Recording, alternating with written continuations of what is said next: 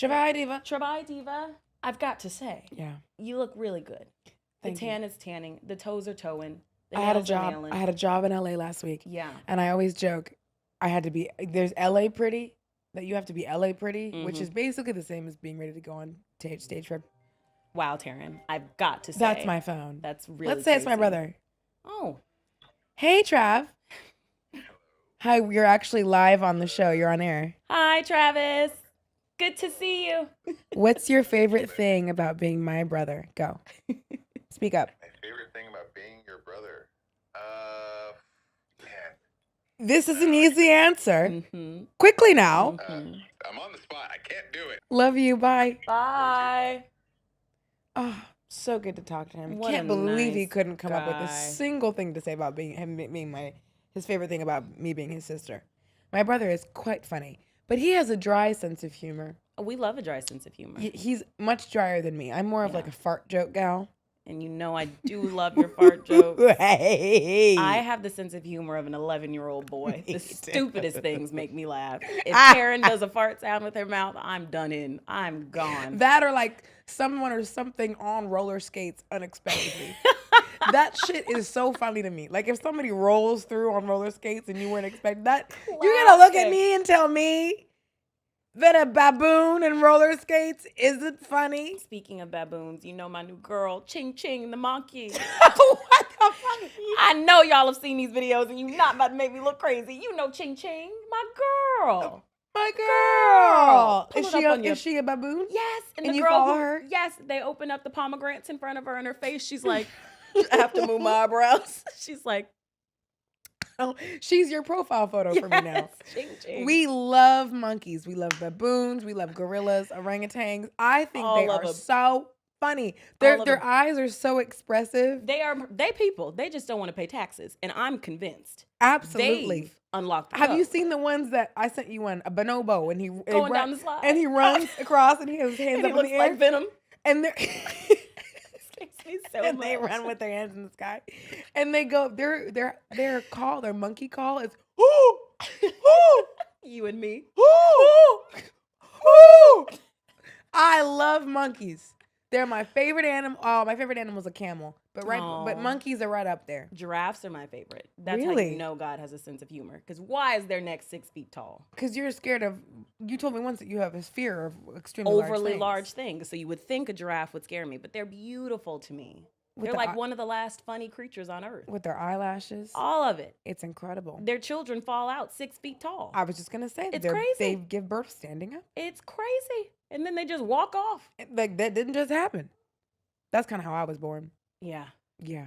My mom does tell my birth story. She says that she was in labor for a very short amount of time, and I kind of just slid out as soon as the doctor showed up, and he was like, "Here you go," and walked right back out the door. Really? I hope my labor is like that. Well, I'm not pregnant, guys. Don't worry. That's not why I'm not drinking today. I'm not drinking because we're shooting this in the morning. I have got to beat these pregnancy rumors. You've got to. But I mean, Svetlana, come on. Okay, so I've been lifting a That's lot. her I've new been working nickname. out. I can never say it. Svetlana. Svetlana. Because I'm Svetlana. svelte. She's very svelte. I'm She's lifting. I'm training. What I can I say? You look good. Thank you so much. Yeah. The reason I joke about I have got to break these pregnancy rumors is I started getting a lot of DMs of people asking me if I'm pregnant, which I just want to say, I'm looking at the camera right now. Don't ask people if they're pregnant. Yeah, that's rude. Stop commenting on people. They will tell you if they're pregnant. Okay? I get it. I understand it's well-meaning. But if someone's not pregnant, it makes them feel weird. Like, oh, do I look pregnant? Somebody outright just said, I can tell you. And then when I said I'm not pregnant, she messaged me and she said, oh, you're looking pretty plump these days. A woman What I did don't you know. say back? I didn't respond. I didn't block her though because she follows. I'm sure she meant well. I went and looked at all her messages and she's always responding like, I love this shirt on you, or like, love what you're wearing. I love you. So I was like, you know what? That she didn't mean that. That gives someone's well-intended mother-in-law. Oh yeah, like you're not looking very pregnant, honey? plump. Well, you're looking very plump. That's inappropriate. Yeah. And don't comment on people's bodies. I'm over it now. It's okay. But for like a month there, I was feeling really weird about it. I was Yeah. like, I just was really frustrated about it. We're going off on a tangent. It's okay. We're back. I didn't We're get to rounding tell it you home. about getting spray tanned in LA Please tell me. because we started talking about monkeys. I don't know how we got there, but we're rounding it back. So you're looking hella tan. You just came back from a trip. I went to LA, okay? and I went to a place called Palm Beach Spray Tan. Stop. Yeah, PBS. I know why you like Palm Beach Spray Tan. Tell me why. I'm from Palm Beach. She's from Palm Beach. Okay, keep going. So I pull up. My husband's annoyed because it is gray in LA. I have a premiere on Wednesday, and then I'm shooting on Friday. And I'm like, I'm not getting any sun because I go to LA the 1 week that it is completely gray and raining the entire time. What are the odds? I'm basically translucent Yeah. at this point. And I have to do a premiere, and I have the commercial that we're gonna shoot, so I have to get a tan, obviously. And I miss spray tans. I grew up on spray tans, baby. So I was ready to get one. I'm like, I can't wait because I know when you get a spray tan, it can take take you from a 4 to a 12 easily overnight. An elite feeling, truly. You look better, you feel better. Yeah. You kind of smell like Fritos, but it's okay. I call it the pretzel smell. Ooh, but you get over it because you look so good, and you just put a little perfume on. That's it. I went to Palm Beach Spray Tan. I go into the first one, but I'm ill prepared. I'm wearing yoga pants because I decided last minute. I walk in, a girl named Michaela. Hey, Michaela at Palm Beach Spray Tan. That's my girl. Okay, I'm also about to send an email to their CEO because of how amazing my experience was. So Michaela was like, she comes in, she got gum, and she's like, oh yeah, no, the leggings, you can't do it. And I said, I know. Are you sure I can't just put them on? She goes, are your legs showing in the dress? I said, they are. She goes, I couldn't live with myself if I let you walk out of here knowing your spray tan's gonna get messed up. So for those who don't know, you can't wear anything tight to a spray tan. You want to walk in with like no panties, baggy sweats, baggy top, because you can't smudge the tan. You can't smudge the tan. It's really important. And then it processes for like 4 to 8 hours afterwards. So you gotta have time. You gotta have time. You can't sweat. You can't take a shower. She and I have a whole kiki. Finally, I'm like, are you sure? She's like, go back to your hotel. I'll be here till 8. See you soon. I go back to the hotel. Turns out I map it. Traffic, by the way, in LA, awful. Diabolical. Everything is 30 to 40 minutes away. It does not matter if you're going to go around the block. You map it. You're like, oh, great. It's around the corner. I'll get there in a moment. No, you won't. No, you won't. So then I go back to the hotel. I change into baggy clothes. I find out there's a Palm Beach Spray Tan, same company, but a closer one. Wow. Around the corner from my hotel. I feel bad to not go back to Michaela. Yeah. But it's just more convenient. And seeing how everything in LA is like being Frodo headed to Middle Earth, I have to go to the closer location. It's like going to Rivendell versus Mordor. Mordor. If you don't watch Lord of the Rings, then just skip that joke. Sorry, not for you. Moving on. So, I get to Rivendell, i.e. Palm Beach Spray Tan. The closer option. The closer option. There's the sweetest guy. What is his name? I think his name was Jake. Oh, Jake, forgive me if your name wasn't Jake, but you know who you are, and I really appreciate you. He was like, hey, queen. And I was like, hey, I told him the whole situation. I was like, I have an event in 3 hours. And he goes, no problem. We're going to do a darker tint so that, you know, it processes faster. And he used all this thing. And he goes, also, what's your favorite scent? I was like, coconut. He was like, cool. He put coconut scent in my tan. This was the best spray tan of my life. Nice. You go into a machine and the lady's talking to you. She goes, welcome to Palm Beach Spray Tan. Ding, ding, ding, ding. The door's closed. You're locked in. It's like being in a cryo chamber. It is. I felt like Captain America about to be frozen. Yeah. Unfrozen to be a superhero. I was like, oh, here we go. You do one, hands up, and then you turn. You're butt naked. And I am freshly Brazilian waxed. So I have open sores down You're a walking biohazard in this chamber. I just got a Brazilian wax. Any wax that's listening to this is probably aghast. You're not supposed to do anything for like 24 hours. I didn't have time for that. So my vajayjay was out. I said, you've seen worse times. You've been through worse, girl. Okay. So my vagina was waxed out like this. That's Getting sprayed. The spray tan comes up your legs. Ding. Here we go. 1, 2, or 3, 2, 1. Music's playing. The room's filling. You're holding your breath. Holding your breath. I'm anxious because I'm like, what if I breathe in while I pass out? Here it comes. Gets to my vagina. Ah! It's like hellfire. And it's my vagina. My vagina's getting sprayed. It's burning. It's burning all the way up. It's burning? Yeah, because I just got waxed. Ow. I really shouldn't have done that. No. The producer's losing it. A little snore. I can't say enough. Don't listen to this advice. Don't do this ever. This. Don't do this ever. Don't ever do this. I can do this because I've been around the block. Mm-hmm. Okay, I've been getting spray tan since I was 17 years old, butt naked in a room full of people I didn't know. Mm-hmm. Okay, As you is don't the pageant girl way or Yeah. the model way or you both. have exactly. Yeah. You haven't seen what I've seen. Mm-mm. You All don't right. know what she knows. You don't know what I know. So goes up your body. Mm-hmm. Gets to the face. That's when I'm already by now. I've been holding my breath too long. I I'm like, know. I can do it. And then at the last minute, I'm like, I gotta breathe in. Of course, suction it in. as it's coming by your face. Goes up my face. Great job. Now enjoy a 30-second dry. And then fans come on. And you're just getting blasted with the fans. And you're standing like this in the weirdest. You don't want your palms to get tan, so you got to stand with your palms up. And I'm standing there. My vagina's like this. At least you get some relief. Then, You look great. and now I'm like, oh, and I go to get out. It says door won't open. I'm like, oh, gong gong. All right, turn around. 3, 2. I'm like, oh no! I'm trying to get back in place, and I'm trying to You're doing remember. the pose. I'm trying to remember the right pose. I'm like, is it the Egyptian one? Do I put my palms Because down? they have the little diagram. Yeah, and you're supposed to inside do for it. you. You're Yeah. supposed to do it just right. And I'm like, oh my God, I gotta do it. Mm-hmm. So anyway, I get back in place. It's already begun. Going back up. It gets right in my butt. Ooh. Ah, yes. Nice and cold in my freshly waxed butthole. Butt. Luckily, she has the buffer of my cheeks. So this is my butthole. Properly protected and covered. Goes up my back. Mhm. Bow. We're ready. Now I know I'm done. Please enjoy a 30-second dry. Blasted. I can feel my butt getting blown open. I'm like, whoa! Whoa! But I know I look good. I'm Mhm. like, I can feel the moment that tan, I look down at my abs. Because Ugh. my abs have now been tanned. Ugh. And I'm like, this is me. I'm Nothing back. better. I'm back, baby. It smells great in there. Good. Open the door. I step out. I'm discombobulated. Mm-hmm. But then I look in the mirror. Who's that? A tan goddess. I look like I just came back from an entire day My God. in Maui. My God. I looked amazing. Mm. And then they give you a wipes to wipe the tan off your Yeah, the nails, little nails. get off under your feet. Yeah. I brought slippers from the hotel in my purse so I could slide those on instead of my sneaks. Smart. I put back on my wavy sweats. Smart. And I'm leaving. And I look at Jake and I said, thanks so much. And he goes, you look great, queen. Mm. Have a great time tonight. Ugh. And they all look fabulous. A woman. Perfectly tan and taut. And then anyway, at the end, I called Michaela back, and I just wanted to let her know that I appreciated her time so much, and I'm sorry I didn't go back to her location. Yeah. And she went, you made my day. Oh. She was like, I'm so glad that we were able to help you. that's Thank you so sweet. much. I had the best experience at this place. That's good. All right. That was the whole story that I had to tell you. Thanks for complimenting me, though. Of course. You look great.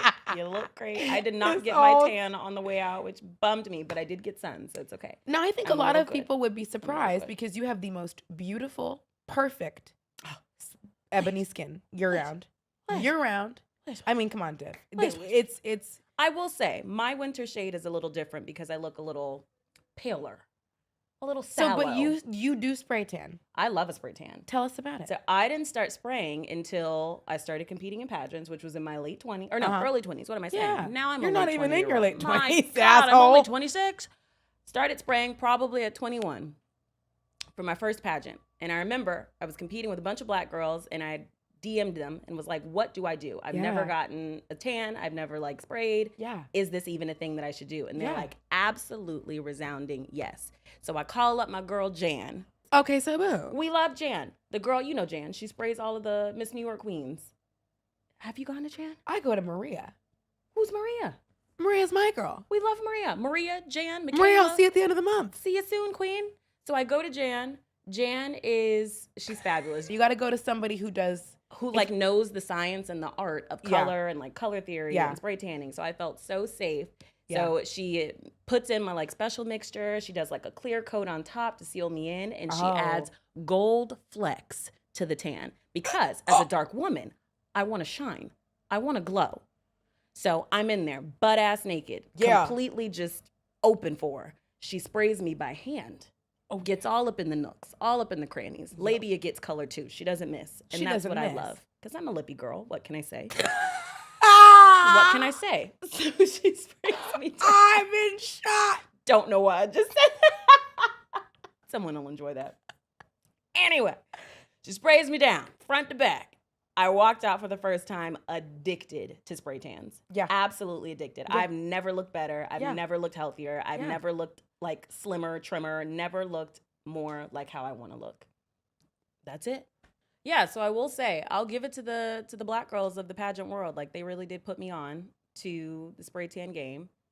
Nice segue into where we're going next. Today we're actually talking about communities. Yeah. Communities of women, communities we've been part of, communities we're not part of or would like to be, etc. What that looks like. Mm-hmm. And I'm glad you actually started in talking about pageantry, because that is very much a community that we are both part of. It's how we met. Yeah. Yeah. And I'm not going to talk about pageants today, but what I am going to talk about is, for me, like, I wasn't in a sorority. And whenever people would ask me, like, why aren't you in a sorority? Why aren't you join? I went to St. John's University. There was Greek life there. Mm-hmm. I always felt like I got my fix. Like, I had my fix of sisterhood through competing. I got to feel like I was part of a group. Yeah. I got to take part in something that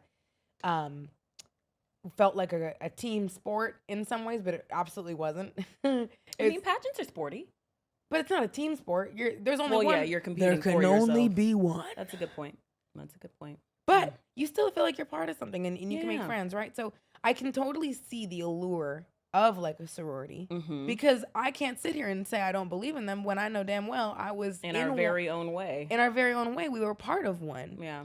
At the same time, I do not think I would do well in a sorority. One, it would just kill me that a lot of my girlfriends that were in sororities, now mind you, anyone listening to this, if you're pro sorority, don't take offense to this. We both weren't in one. Mm-mm. So we're just going off of what we've heard. Mm-hmm. What I've been told, one, is you have to pay dues. You have to pay to be in it. You do. And then, like, so I'm imagining myself, okay, I paid my dues, Mhm. like a crazy amount of money a month to be Mhm. part of this thing. Yep. Then there's a queen bee who gets mad. Like, was one friend of mine, she kept getting in trouble because she would, like, not go to a meeting. She's like, oh, I'm really stressed, I have to study. Mm-hmm. And she, like, wouldn't show up to the meetings. Mm-hmm. And then she would get, like, in trouble and shamed. Like, there was this kind of a toxic environment.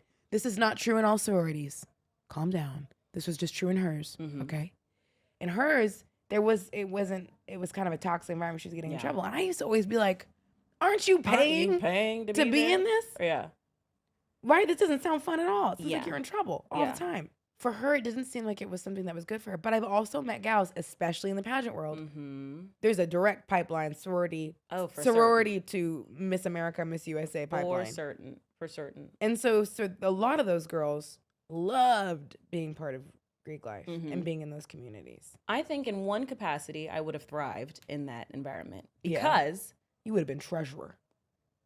or I just would have ran the motherfucking show. You just There's would've like ran no the in between. show. Okay, I would have either been like comedic relief for everyone to not be so stressed, and I just would have been defiant at all turns. So I'm catching the heat when they should be catching it, Mhm. or I just would have ran with an iron fist of fun. Like I don't think there's a good in between for me. But Yeah. I think I would have loved sorority life. I love the idea of like, I would have just had a hard time with the rules and with yeah. that. But that's what I mean. the I would have structure, enjoyed it if the I didn't have structure. to follow the rules and structure.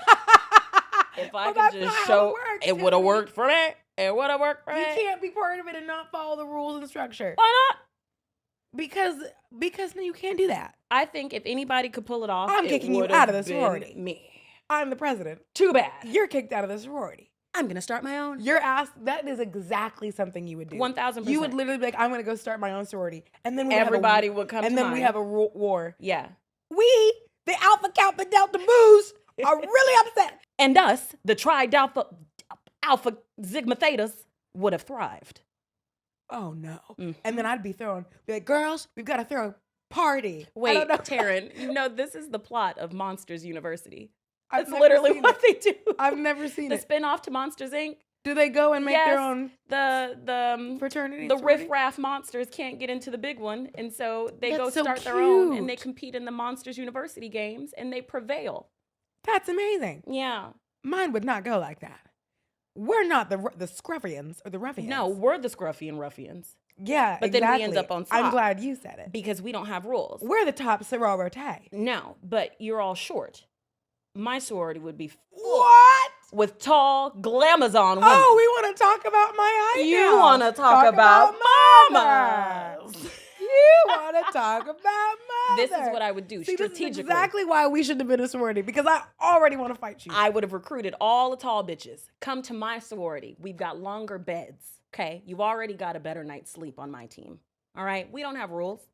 You just get to be I fabulous look at all and have my a good time. 5, 6, and unders. All right, you goblin motherfuckers. Who wants to go, huh? Happy Monday. I'm in a bad mood. I am in a very bad mood. I've got to say, I would hate to be a part of it. Because tonight, I just found out, guess who's throwing a mixer on our turf? The Delta Kappa Alpha and the Beta Beta 2. Exactly. And we, the Delta Kappa Beta, we have got to throw a better party. I recognize that there is somebody listening to this right now who was in Greek life, and they're like, this is not what it was like. This is what it's like at all. So, in our minds, this is what we've got to work with. Thank you We for have letting us Monsters fantasize. University and the House Bunny to work with. I love to that. make our assumptions. I do love that movie too. Another movie where the Riff Raff group starts their Their own own or sorority. has That was their a own, great and they movie. prevail too. Anna Faris. She's a good one. We were just talking about her. Love her. No. Okay. But so, yeah, so the community aspect the of community it, aspect. like the head diva aspect, I would have absolutely hated. But the sisterhood aspect of like going to I would have bed, loved. waking up every day with the same people, Yeah. you're in it together as freshmen, and navigating campus together and dating and boys. Yeah. I love having dating and boy drama in a house full of women. There's nothing more fun than kikiing over that. It would feel like we were all little elves. Yes. Living in a shire. One of my very good friends pledged I'm from South Florida, and so everyone either goes to FSU or UF, which are the big state schools, and they're like top in the country for Greek life. And Yeah. so I was back home, did not go to college, but would Yeah. call all my friends FaceTime every day and like beg them for any morsel that they can give of like what their rush experience was like and like what living in the house was like. And I've got to say, I have no regrets about going to college, but my one like little sad thing is that I didn't get to rush. Even after all of this time, I probably would have dropped out of college anyway. Why do you say that? I'm a free spirit. I just would have got tired of doing the same thing every day. Papa's a rolling stone. Papa was a rolling stone. What can I say? I definitely would have dropped out to move to New York because that was the ultimate dream. Yeah. But it would have been fun just for like maybe 9 weeks to do the thing. We should do it. We should just go back to college for 9 weeks. Take over a sorority. I loved college. Start our own. College was great. I love college. So I disagree with you here. Yeah. As somebody, I went to college and you and I are very Yeah. similar people. You like academics. You would have liked college from the standpoint that it was a way to scholastically like push myself, and I was free. Yeah. I didn't actually love education in high school because it was so structured, and it was like, this is the way you have to fit into a box. Yeah. As a neurodivergent peoples, that is very difficult for us to do. But university, Yeah. you really are curating your experience. What do you want to focus on? Mm-hmm. I didn't go to college right away, though. I went to a community college. Mm-hmm. And go Otters. Go That was the producer. Otters. Go South Seattle Otters. Don't piss me off because the Otters are coming for you.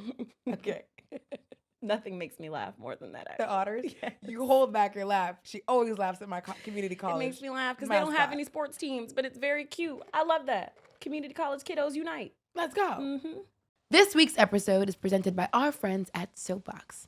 I love Soapbox because not only are they great products, but they have an incredible mission behind the brand. They have a 1-for-1 pledge. So for every product you buy, you're providing hygiene products to somebody in need. And they're so serious about that you can follow and track your donation by using the HOPE code on the back of every bottle Right there. purchased. Zoom on So in. I really rock with Soapbox, but not only that, they smell so good. I mean, okay? I was over here smelling.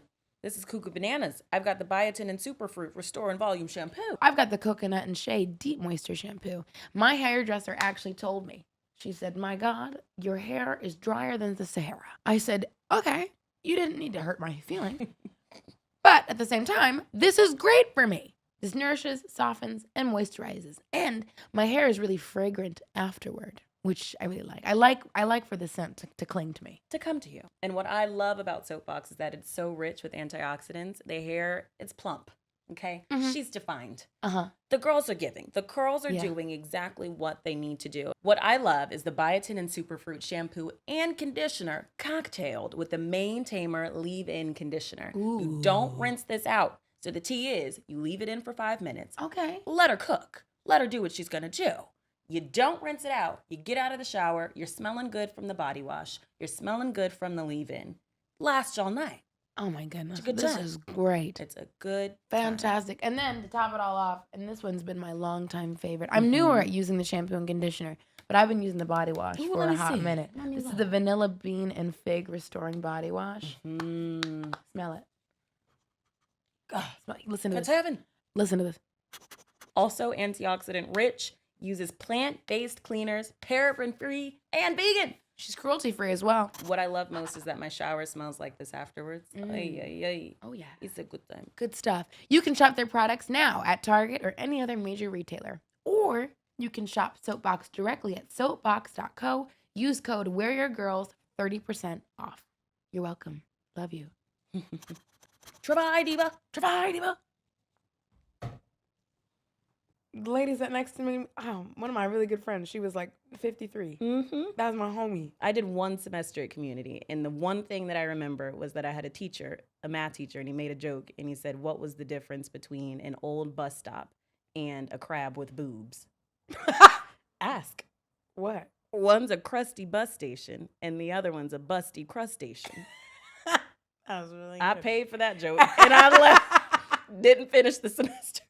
I loved community college. I will personally say I did, and mainly because of that.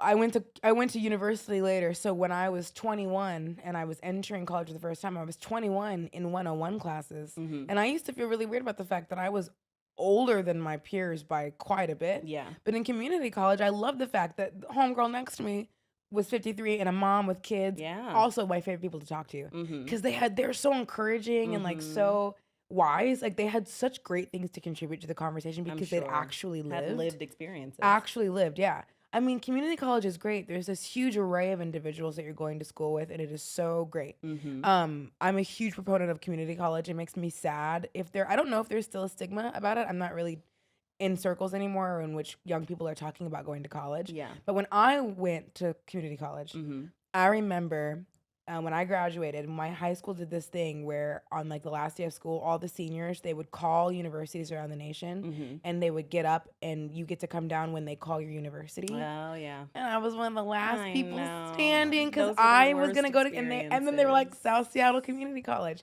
Oh. And I hate that there was, I remember the stigma, yeah. I remember being too. me, I like made like walked down there with my head held high and like I wanted to be in a good mood about it. But looking back, I'm like, man, it's so funny that there was this stigma that people felt weird or odd or bad that they were going to community college. That they and I weren't remember going off to school, yeah, and I remember a friend of mine, very well intentioned at the time, had said, "Oh, I just, I love you so much. I don't want you to feel like you're being left behind." And I remember being like, it hadn't occurred. I hadn't occurred to me until this very moment.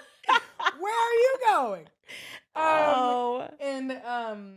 And she was right. I did end up feeling a little as the year went on, and all my friends had gone to universities, and they were becoming part of these communities. I suddenly realized that I was not part of a community anymore. Yeah. Anymore. That was the hard transition, I would say. It wasn't so much watching my friends go off to school and being left behind. It wasn't was that. knowing that my community left. And I now quite literally was the only one that was still home. Yeah, and I was trying to forge a new one. Yeah. And because the drive wasn't like, I need to go to school. I wasn't motivated by like, I have to go to school and get this education. I was motivated by moving to New York. I was more so devastated that I didn't have anyone with me anymore. And you only realize the importance of community the moment you don't have one. Yeah. When you feel loneliness for the first time. I would say the opposite of community is bereft, to be lonely. I will also say it's a rite of passage, though. Everybody, at some point or another in their lives, you will feel that. Yeah. Frankly, if you're living, if you're growing, if you're changing, if you're trying new things, it is normal to experience loneliness and feel a loss of community and have to find a new one. And I would say it's necessary also. I would certainly say it's necessary. If you go through life constantly surrounded by people and interaction and feeling completed by others, the moment that it happens to you that you're not surrounded by people, it's devastating. And it's better to happen when you're younger, I would say also.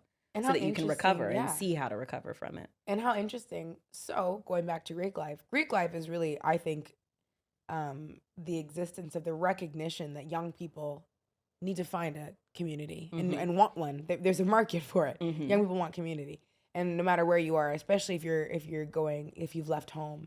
And so when I moved to New York, I was very lonely from the standpoint that now I'm now going to university, but I'm also trying to find my community there because I didn't anticipate the fact that I would be the only person in my one-on-one classes that could go to a bar. I was like, oh crap. Mm-hmm. You are wearing Velcro Skechers. Yeah, I'm just kidding. Do you know how to tie your shoes yet? I'm like, oh no. Girl's like, I don't know. I'm just drinking cranberry juice. And I'm like, do you need my help? Do you have a UTI? Like, you may that's have a going UTI. forward. When I moved to Paris was another time that I remember I actually hit a level of I desperately sought community and couldn't really find it.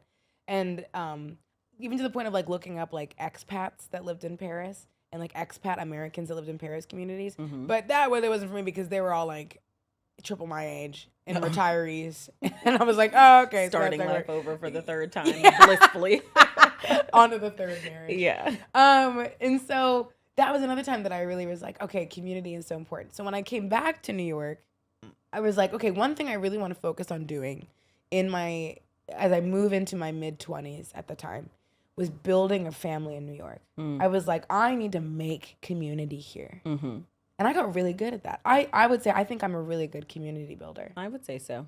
But I had to figure out how to do it. Yeah. And through friendship, through bringing people into the fold, through nurturing those relationships. Being intentional about going out and seeking relationship. Yeah. But not just relationships, like just going out with people or whatever. Just no, like, I mean like yeah, in depth, wanting to wanting get to know people, like bringing them into your fold. Yeah.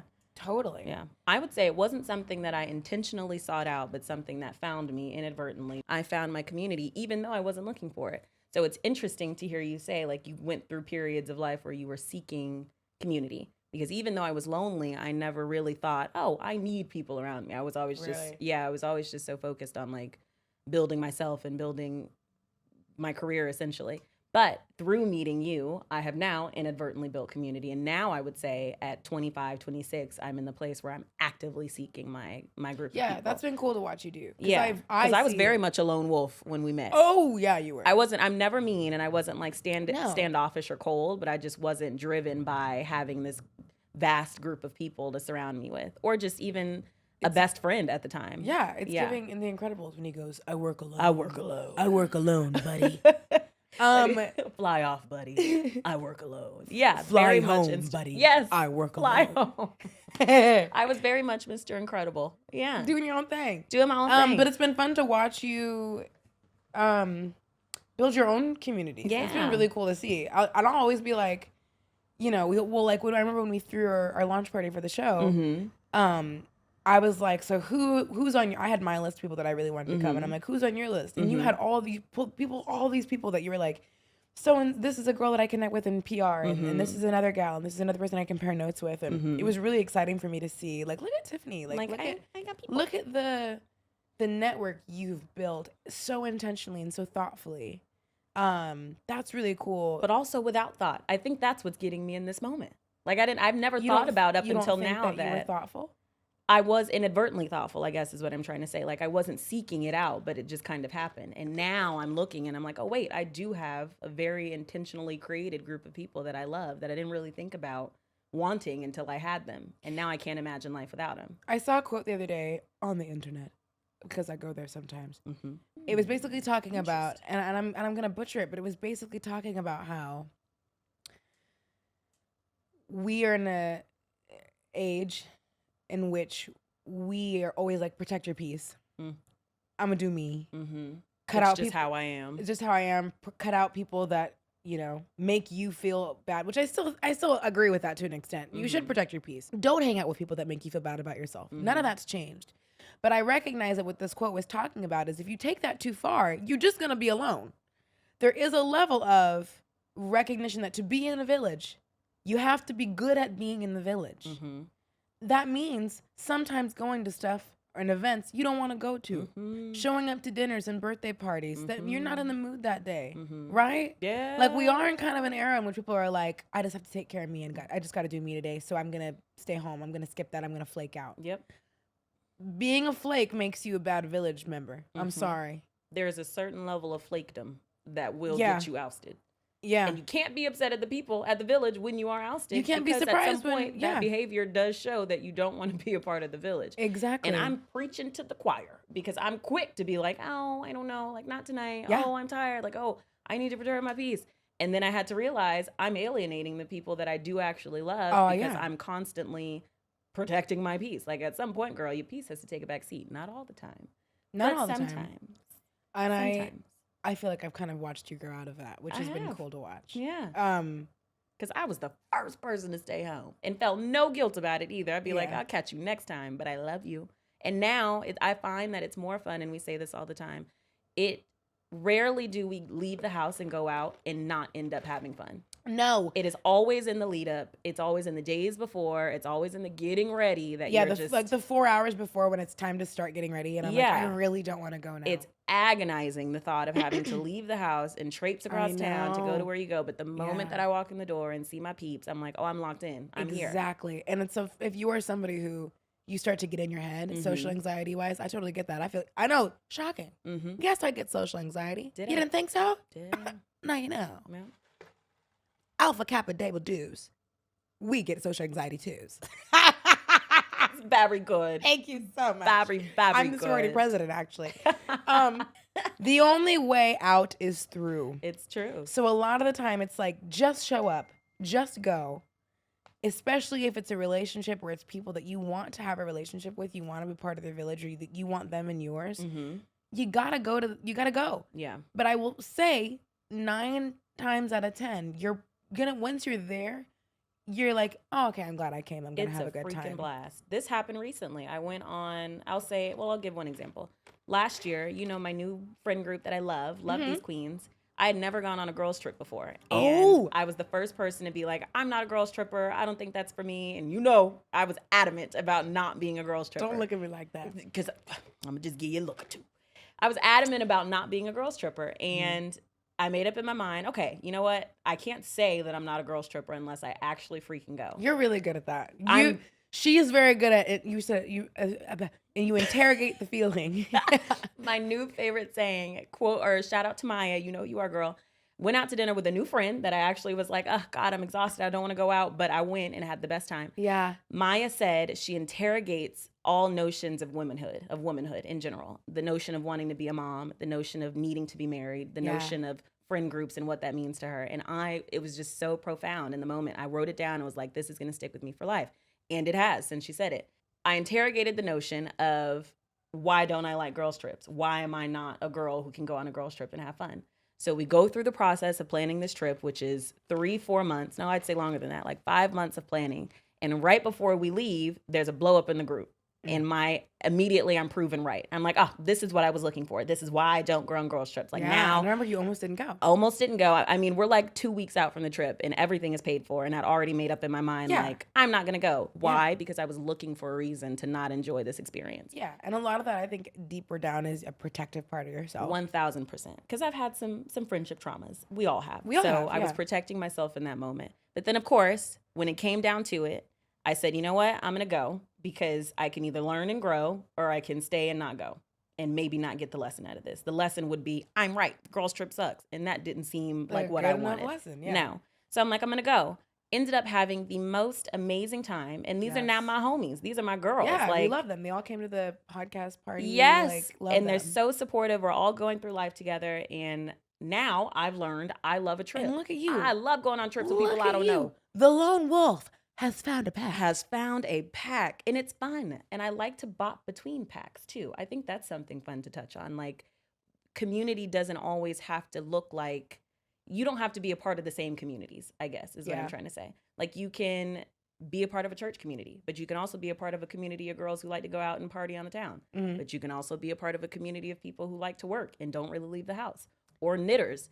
But that's the multifaceted aspect. That's of very people. specific. There's because I crochet, so I'm looking for my crochet people. There's a group of women listening to this right now knitting, like, woo! I see you, divas. Shout out! I love a good that crochet group. But that's been my new lesson in learning and growing in friendships, is that people and groups do not have to satisfy the same needs in my life. Different people satisfy different needs. Correct. And that's been so important because growing up, like we hear, you know, the term best friend. A best friend is the person that you love, and they're the person that gets you above all people. And like if you beefing with your best friend, then you're beefing with everyone. And then I've learned that doesn't make me feel whole and fulfilled, even in romantic relationships, because you will fall out with that person inevitably. And when you do, it feels like it's the end of the world because you're like, damn it, I messed up. Life. I've made this person my universe. Correct. And now you don't know how to, I didn't know how to like center my universe the first time that we beefed, right? And so it's like, which we won't get into. We won't talk about it. But we have beef. We have had some beef. They've never had a beef. Yes, but let's talk about that because I remember when the first time we ever had a fight, we had to also kind of talk through the fact that this is a natural and healthy part of being part of a community, having relationships, conflict. Which I had not been a part of many communities and relationships, so I did not know how to do that. And when you're scared of conflict because things are so good and I'm so happy being your friend, when you're afraid that a single conflict will tumble the house of cards, then you cannot have a meaningful, deep relationship with somebody. You just can't. I said to my hairdresser, I have this friend who I want to talk to about something, but I'm really just not looking forward to the conflict and I would rather just avoid it. And she said, well, then it sounds like that's not really your friend. And I backpedaled and I said, oh, no, that's my friend. This person doesn't really do conflict. And she said again, I mean, then that sounds like somebody who is a periphery acquaintance. But if you want to have a real friend is somebody that you can safely talk through something difficult with. And you recognize that there's no risk of them not wanting to be your friend anymore. Like there has to be that net of safety. Otherwise, they can still be someone you know and you're cool with, but that's not really a close friend. Yeah. And I was like, oh, wow. Ooh. And I had to examine myself. Maybe I'm not giving them the opportunity to be a good friend to me. Because I'm like, I don't want to have conflict with them. Yeah. Right? Yeah. Which is how we are for certain most of the time. But we're learning. We don't want to have conflict with each other or with anyone. We hate conflicting with each other. Oh, I know. It's the worst. My God. I hate fighting with you. I can't stand it. I don't know if there's anyone I hate fighting with more. My mom and then you, for certain. I'll fight with But Wendell. for different reasons. I'll fight with Wendell now. She's at the door. I hope she calls me right now so I can fight her. I'll fight with my mom anytime. I don't like fighting with my mom. I love my mom. But I have a really safe relationship with my mom. So I do feel like I can butt heads with her and it'll be okay. And you can recover. I hope I have that with my daughter. No, I don't want to be fighting with her. I know. I don't want the constant beef. Not that we constantly beef. My husband's walking by. He's my number one favorite person to fight with. Love you. I love my husband though. I'll say that. I love my husband. And I don't know. I know there are probably married couples that are like, we never fight. I get that. Me and my husband, we fight. Yeah. But I love my husband so much. And we've learned over 10 years how to fight. Oh, that's a big friendship thing. Relationship learning how to fight. And it doesn't look the same with every person. My husband's he's like peeking in to listen to the episode. Big on. I think in any relationship, married, friendship, you have to learn how to have conflict. And I think the conflict or the style of conflict is specific to the person. Like Tati and I can we kind of nitpick at each other sometimes. Like she'll say something that pisses me off. I'll say something that pisses her off. And then we'll be like, how do we fight? Anyway. I don't want to talk. Because we don't nitpick, it usually builds up. It's 9 things that we've been upset about for months. And then Taryn and I's one big... What do I do? No, Taryn and I's one big beef. Tati gets brought up a lot. We couldn't have it by ourselves. We had to invite a facilitator. In the conference room of Taryn's building, it's 11 o'clock at night. I stayed till like 2 a.m. Alec is like, where the fuck are you, Taryn? Taryn's downstairs at the conference I said, room. I'm having a meeting. Poor Ty, and it was just, but it wasn't bad. We didn't scream and yell at each other. No, we don't ever do that. No, that's not our MO at all. But we aired our grievances, and it was the most uncomfortable conflict, I think, of my Even now thinking about it, I hate it. It was terrible. But we got some good ground. But it took us great ground. But here's my thing. I'm the type, I want to make up right now. I want you to say what you have to say what I have to say, and then I want us to make up right away. And you want space. I need space. My other best friend, Mhm. Gabby, who listens to the pod. Love you, Gab. We love you, Gabby. She's similar. She wants space. And Mhm. I've always, even when we were kids, Yeah. I would chase her around town. Like I literally, one time we were in a fight, me and Gabby, we both grew up in West Seattle. And I took the 128 bus down to her house, not telling my mom where I was going. I went and bought her a vanilla chai latte because that's her favorite. Oh, me too. And then I went to her door and I knocked, and she didn't let me in. And I left the coffees on her step, and I was like, I'm sorry. Gabby. In her defense, she might be watching this and she might not remember this, or she might remember it differently, which I'm totally open to. She's gonna call me and be like, "What the fuck did she say?" Why are you saying this? All I remember is that I was sorry, and she just wasn't ready yet. She just needed more time to be upset about whatever stupid thing we were in a fight about. Yeah. I think we were juniors in high school or something. Mm-hmm. And I didn't have a car, which is why I took the bus. Gabby was my ride everywhere. And you were hoping you'd make up Oh, partially that's so you so could get a funny. ride back. Gabby was my ride everywhere. So the fact that I was on the bus, additionally, it's funny riding down there like about to go tail between my about to go with my latte. The latte jumping. Trying to be like, let me go say I'm sorry. I'm screaming. But so that's another thing is like, that's really hard about fighting is respecting the other person. Oh, it's hard. You're mad. Let's do basis. You're mad or you're hurt. Mm-hmm. Usually that's the same thing. Mm-hmm. With women, that's the same thing. You're mad and you're hurt. And you're trying to respect what you know about that person, what they need. Mm-hmm. You should be doing that Mm-hmm. if you're in a fight. What I don't suggest, and I think we all did this when you were younger, is you don't take any of that into consideration. And it's all about you. It's all about you and Yeah. how what you want and what you need, and you really can't do that. And I think the biggest skill that anyone should hone, and you're either listening to this, nodding along, saying yes, I've done this, or you're listening to this, going, oh, I could work on this. And I would give you this advice because I've had all my friendships. I'm really proud of the fact that like all my friendships I've had I've been friends with Gabby for like over 18 or 19 years. Like, you know, I plan to be friends with you for the rest of my life. Like, you know, we will be. To have friendships of that longevity, you have to be able to decenter yourself in conflict. And that's so hard. I haven't mastered that. It's really hard to not think about, but this is how I feel right now. And this is important. That's so hard. And I don't have the secret to it. I'm just saying, if you can try and focus on it, it's helpful. It is. Because then we can go, this is how I'm feeling. And then you can say, yeah, well, this is how I'm feeling right now. And you have to be able to take a deep breath and be like, okay, I have to accept. Bruce, I think we just got to let him out. Hi, buddy. Hi, B. Hi, sorry, I'm getting interrupted. Don't lick my spoon. Hi, or my okay. straw. Come sit.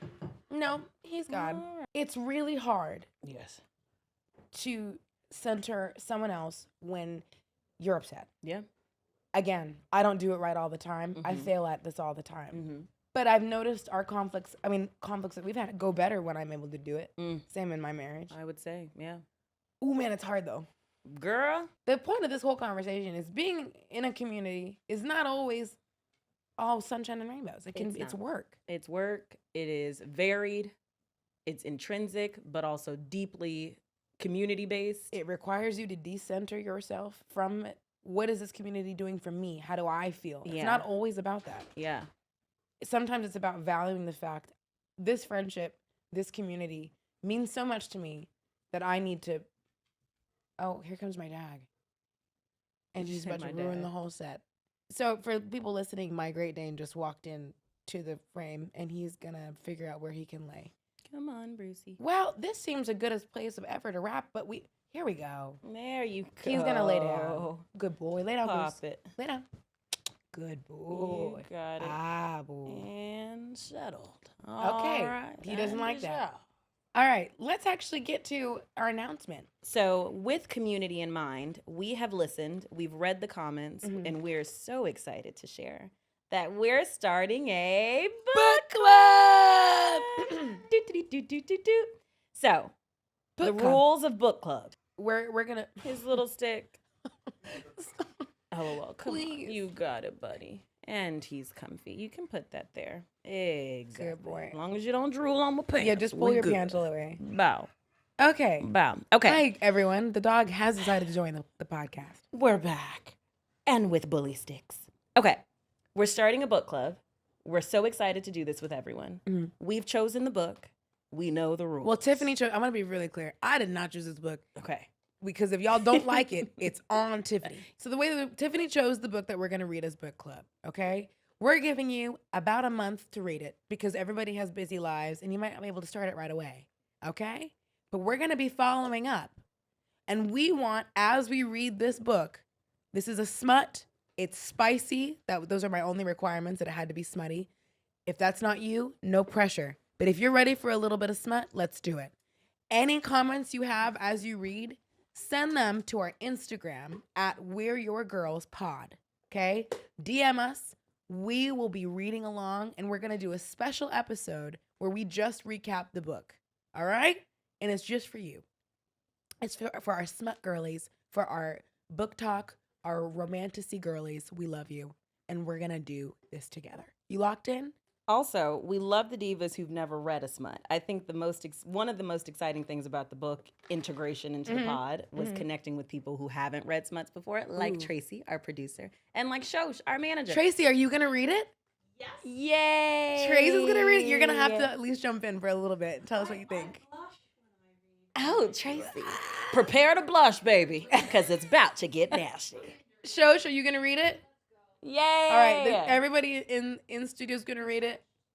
Okay, so our task was to find something that was raunchy, a little dirty, but still have plot, because we don't want to lose everybody to something that has zero plot. Yeah, we're not going to read the one that you guys recommended about the sentient fork. Or the sentient door, for that matter. So, sorry, didn't make the cut. Or the ghost that becomes a man. That was a good during one, sex. and I will find that one, because that could be added to the list. It was a part of a series. Okay, so drum roll, please, for this month's book club announcement. Quicksilver by Callie Hart. So for all the book talk girlies, y'all have heard of this one before. But funnily enough, Taryn and I can't stand a trend, so we know nothing about it. So I don't know anything about it. She's going to read us the synopsis. So this will be a surprise. It's being read in one of my other friend groups, and they ate it up. Really? Up, down, sideways, left, and right. They loved it. They did. And I waited to start it because I think I was going to tell you about it anyway. So this kind of worked out. Okay. Okay, here we go. Reading the synopsis. By the way, if you of hear any weird Quicksilver. sounds, it's my dog chewing on his little bone. Ignore him. Oh, Love you. get your jowls Sorry. off me. And the He's bully good. sticks He's smell. okay. Okay. Does it? It does. Okay, here we go. Quicksilver by Callie Hart. Do not touch the sword. Do not turn the key. Do not open the gate. 24-year-old Sarah Spain is good at keeping secrets. No one knows about the strange powers she possesses, or the fact that she's been picking pockets and stealing from the Undying Queen's reservoirs She's a for as kleptomaniac. long as she can remember. Okay. We love a thief. We love a thief. I should also say this is romantasy. That's why this is plot. In the land of the unforgiving desert, there isn't much a girl wouldn't do for a glass of water. But a secret is like a knot. Sooner or later, it's bound to come undone. There's a lot going on There is. in here. I'm trying to bully follow. stick. There's a lot going on. Okay. There's not much she wouldn't do for a glass of water, but like a knot, Sooner or later, it's bound to to come come undone. undone. I don't know the where we're- extended metaphors. this is it's like a run-on sentence. Here we go. When Sarah's Faye comes face to face with death himself, she inadvertently reopens a gateway between realms and is transported to a land of ice and snow. Okay. The Fae have always been the stuff of myth, of legend, of nightmares. But it turns out they're real. And Saris has landed right in the middle of a centuries-long conflict that might just get her killed. This is your shit. Oh. All right. The first of her... This does look like something I would like. It sounds good. The first of her kind to tread the frozen mountains of Evalia. Good God, I hate when they have crazy names. The frozen mountains of Evalia in over 1,000 years. Saris mistakenly binds herself to Kingfisher, a handsome Fey warrior who has secrets and nefarious agendas of his own. He will use her alchemist's magic to protect his people, no matter what it costs him or her. Death has a name. It is Kingfisher of the Hillbrews of the Aegean Gate. His past is murky. His attitude stinks. And he's the only way Saris is going to make it home. Be careful of the deals you make, dear child. The devil is in the details. That's what you're in for, divas. a lot happened in that. Quite frankly, I didn't keep up. She with went the from a reading land of the of synopsis. sand to a land of ice. She's got to make a deal, but she's also an alchemist. There's a knot somewhere in there. He's a fisherman, Yep. but there's no boats. None. Nary a boat. You mentioned. kept up. This is good. Yeah. I did. I Yeah. did. Okay. So that's the book. We haven't read it either. We don't know what to expect. If it sucks, then we're all gonna just We're suck all together. in it together. So we're gonna be putting But questions. there certainly will be sucking. Oh yeah. Yes. You should also read the trigger warnings if you have those. Those are none of our business, but be gentle with yourself. If it's a book that you may not like, that's okay. Oh yeah, that's okay. We'll do next one. Yep. And give us feedback. You Yeah. know? I was going to say, so we will be adding guided book club questions and conversations and thought starters to our stories on highlights. So when the time comes for the final episode where we're talking about it and reviewing it, we'll all kind of be in cahoots about what's going on around here. Oh yeah. So I think that about does it, Diva. All right. What are we talking about next week? Next Oh, week. look, he has his elephant. Oh, it's sweet. Hold on. Next week we have a special guest. And it's not this dog. I blacked out after I said it. I'm like, Can you go away? I love you so much. Would you just want to sit up here? Come on. come on, Drooly. Good boy. There you go. There you go. From the back, he looks like Dobby. His Lay little down. ears. I have to take a picture. Oh, I missed it. There we go. Hi, Lovey. I love you. He's so cute. Okay, so next week we have a special guest. We're not going to tell you who, but we are so excited to have them on the show. So make sure you tune in, grab your glass of wine. We didn't drink today. We had water and coffee. But best believe we'll be back with the ALK very soon. We will. And we're going to try to control the dog more. Please, have some decorum. You know what? We're going to leave next week's topic a surprise this time, okay? Just know we have a special guest. Can't wait to have 3 divas on this couch. Ooh. Love you all so very much. Thank you for loving the show. We are loving your feedback. We're loving reading your comments. It means everything to us. Thank you so much. And remember, we're your girls.